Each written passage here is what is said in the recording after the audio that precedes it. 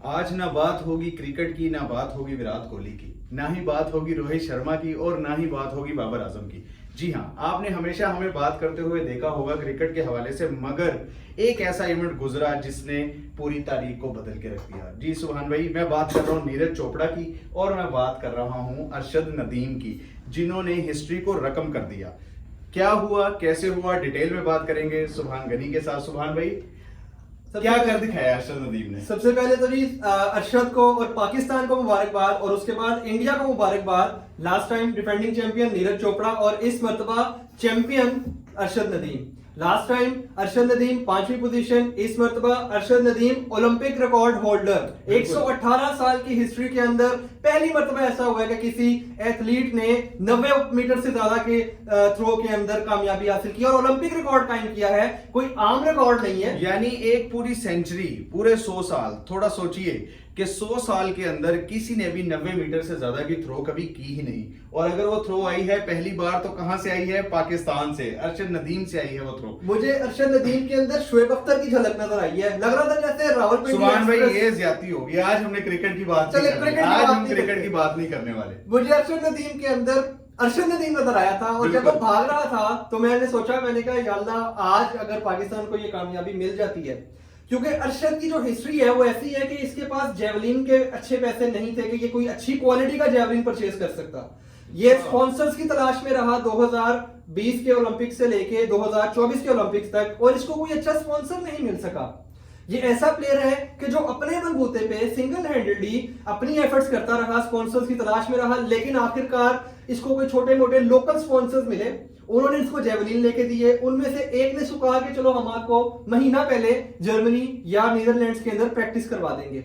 ये वहां जाता है, कुछ अरसे के लिए प्रैक्टिस करता है, और ओलंपिक से 2 हफ्ते पहले पता लगता है कि इसको छोटी सी इंजरी आ गई है। ओके। अल्लाह का करना ऐसा होता है कि अल्लाह ताला को जो मंजूर हो, होना वही है। अल्लाह ताला ने इसकी इंजरी को इतनी जल्दी रिकवर किया कि कोई बंदा एक्सपेक्ट नहीं कर रहा था कि ये इतनी जल्दी रिकवर करेगा, और अगर रिकवर कर लेगा तो फुल फॉर्म में भी आएगा या नहीं आएगा।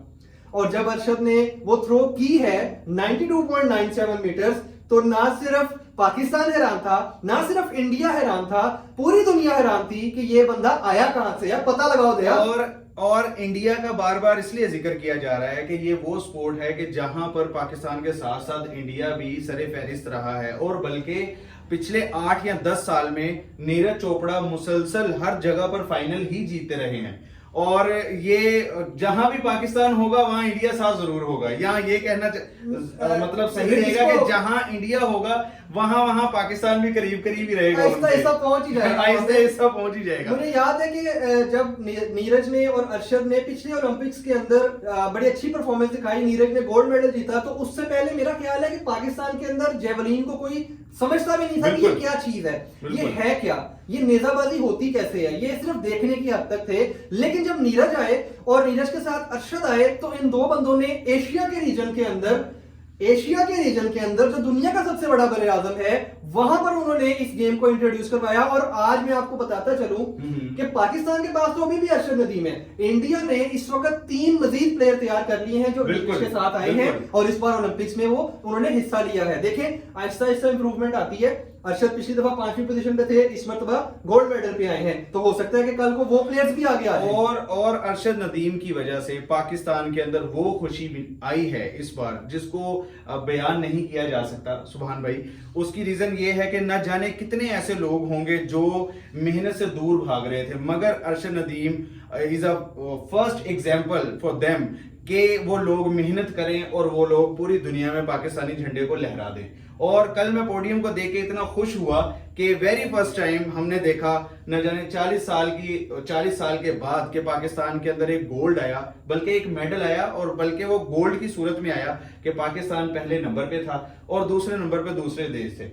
हाँ, नीरज चोपड़ा ने भी बहुत अच्छा खेला, नो डाउट उनको भी सिल्वर मिला, मगर कल थोड़ा सा उनके चेहरे पे वो तनाव दिख रहा था, वो परेशानी दिख रही थी कि आज मैं गोल्ड से बहुत दूर हो चुका हूं। और जब एक मुल्क से मुसलसल एक प्लेयर जीत रहा होता है ना सुभान भाई, उसके साथ एक उम्मीदें जुड़ जाती हैं। तो कल पूरे भारत की उम्मीदें उसके साथ ठीक उसी तरह से जुड़ी हुई थी जैसे क्रिकेट में जुड़ी होती हैं, कभी रोहित के साथ कभी विराट के साथ। मगर थैंक गॉड के कल विराट और रोहित नहीं थे सामने वरना शायद वो ये मैच जितवा देते। एक और बात इसमें ऐड करता चलूं कि पाकिस्तान का जो ओलंपिक्स में दस्ता गया है वो टोटल 7 एथलीट्स पर मुश्तमिल था। 7 एथलीट्स पर मुश्तमिल था। उसमें से जो 6 एथलीट थे वो सारे वाइल्ड कार्ड एंट्री के साथ आए थे। अरशद नदीम ने डायरेक्ट क्वालिफाई किया था और अरशद नदीम फ्लैग बेरर था, यानी कि 7 लोगों में एक फ्लैग बेरर था और वही पाकिस्तान की उम्मीद थी जब वो यहां से जा रहा था और वही पाकिस्तान के लिए गोल्ड लेकर आया है। जितना बड़ा उसने रिकॉर्ड कायम किया है, देखें पाकिस्तान जैसे मुल्क के अंदर जहां फैसिलिटीज नहीं है इन गेम्स के लिए और सारी फैसिलिटीज हैं क्रिकेट के लिए, वहां से इस तरह के खेल में और इस तरह का नौजवान अपने बलबूते पे गोल्ड मेडल ले आए, इससे बड़ा कारनामा, इससे बड़ा मौजूदा हो ही नहीं सकता। और अभी थोड़ी सी क्लैप तो बनती है सुभान लाजमी बात है पाकिस्तान, माशाल्लाह, well done Arshad Nadeem, well done. और जो पाकिस्तानी हमें देख रहा है इस वक्त वो जरूर अरशद नदीम को लेके चेयर अप कर रहा होगा और वो फख्र से उसका सर बुलंद हो गया होगा। और अब हम वेट कर रहे हैं कि कब अरशद वापस आएंगे और हम एयरपोर्ट पे उनको रिसीव करने करने के लिए क्योंकि अरशद हमारे हीरो बन चुके हैं। मैंने एक बात की थी कल एक वीडियो के अंदर, मैंने रात एक वीडियो बनाई, मैंने उसमें एक बात की थी कि अगर आप एक्ट्रेसेस को सिर्फ ड्रेसेस के ऊपर निशाने इम्तियाज, सितारा इम्तियाज, हिलाले इम्तियाज दे देते हैं तो अरशद तो डिजर्व करता है कि सब कुछ इकट्ठा ले ले,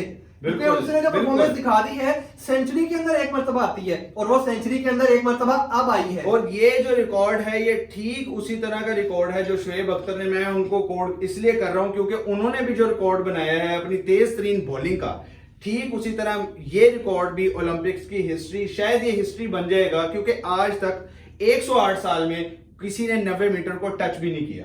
और ये पहला प्लेयर है जिसने 93 के पास पहुंचा है, यानी कि 3 मीटर के फर्क से ये ऊपर रहा है। और दूसरी बात जो इंटरेस्टिंग है कि नीरज चोपड़ा का जो सीजन बेस्ट है वो 89.45 जो उसने कल फेंका। नीरज के अंदर बड़ी अच्छी बातें हैं। नीरज एक बड़ा अच्छा इंसान है, कंसिस्टेंट है, वो अपनी परफॉर्मेंस में बहुत ज्यादा कंसिस्टेंट है, एक अच्छा इंसान भी है, एक अच्छा प्लेयर भी है, वो अरशद को सपोर्ट भी करता रहा है।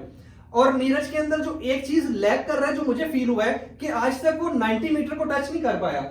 ये उसको थोड़ा सा देखना चाहिए, उसके कोचेस को थोड़ा सा ध्यान देना चाहिए कि नीरज जैसा फिट आदमी 90 को क्यों नहीं टच कर पा रहा। चलेंगे अरशद नदीम बता देगा आपके 90 को कैसे टच करना है। देखिए दोनों दोस्त हैं बड़े अच्छे, दोनों बड़े अच्छे दोस्त हैं, दोनों आपस में डिस्कस करते रहते हैं। जैसे ही अरशद ने वो थ्रो की तो सबसे पहले आके नीरज ने इसको कांग्रेचुलेट किया कि वेल डन भाई। और आज बाकी सुभान साहब से मेरा ये मैच, सुभान भाई हमने भी जेवलिन थ्रो करनी है बस भी मैंने और अपने कमेंट में जरूर बताना है कि सुभान भाई की थ्रो कितने मीटर तक जाएगी, तो सुभान भाई कहां तक जा सकती है आपकी थ्रो। देखिए मैं 50 तक तो पहुंच गया यार रहने दे यार। खैर ये थी आज की हमारी एपिसोड जिसमें हमने बात की जेवलिन थ्रो और पाकिस्तान अभी अपनी हिस्ट्री का गोल्ड मेडल पाकिस्तान में ला चुका है और पाकिस्तान का झंडा पूरी दुनिया में लहरा चुका है। इस अगस्त के महीने में इंडिपेंडेंस डे भी आ रहा है और अरशद नदीम की तरफ से पूरे पाकिस्तान के लिए तोहफा है, उसके लिए दुआ कीजिए और उसको सपोर्ट कीजिए। और बल्कि उस जैसे कई प्लेयर जो मतलब जिनके ऊपर एक स्पॉटलाइट नहीं और है, जिनको सहूलियात नहीं मिलती, अपने आप को प्रेजेंट नहीं कर पाते, उन्हें मौका नहीं मिलता, तो मैं चाहूंगा कि अरशद की बदौलत जो हमारे स्पॉन्सर्स हैं वो उन पे भी नजर डालें।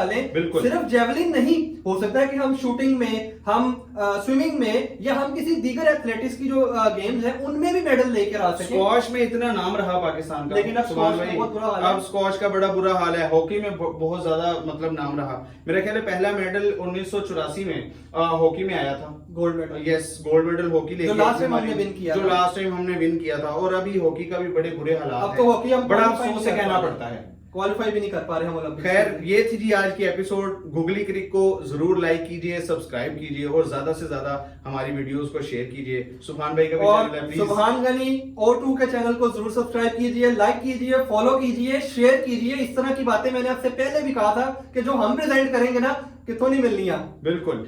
और बात करेंगे आने वाले दिनों में बांग्लादेश और पाकिस्तान की टेस्ट सीरीज पर। तब तक के लिए अल्लाह हाफिज।